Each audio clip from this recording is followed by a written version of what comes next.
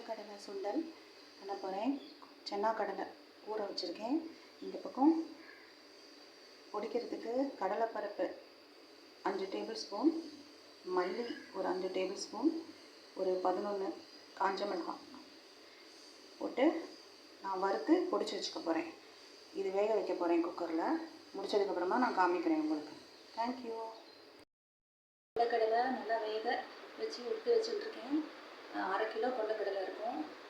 கடுகு, உளுத்தம்பருப்பு, கொஞ்சம் கருவேப்பிலை போட்டு தாளிச்சிருக்கேன். பெருங்காயம், உப்பு போட்டாச்சு. இந்த பக்கம் நான் ட்ரையாக பொடிச்சு வச்சுருந்த சாமானம் நான் முதல்ல சொன்னேன் இல்லையா, அதெல்லாம் ரெடியாக வச்சுருக்கேன். அது இதில் கொட்டி நல்லா கிளறிட்டு நான் உங்களுக்கு அப்புறமா காமிக்கிறேன். Okay, thank you.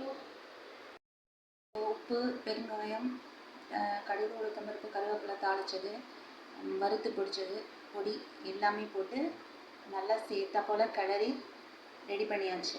இப்போ சென்னா கடலை சுண்டல் ரெடி. என்னோடய சேனலை சப்ஸ்கிரைப் பண்ணிக்கோங்க. தேங்க்யூ.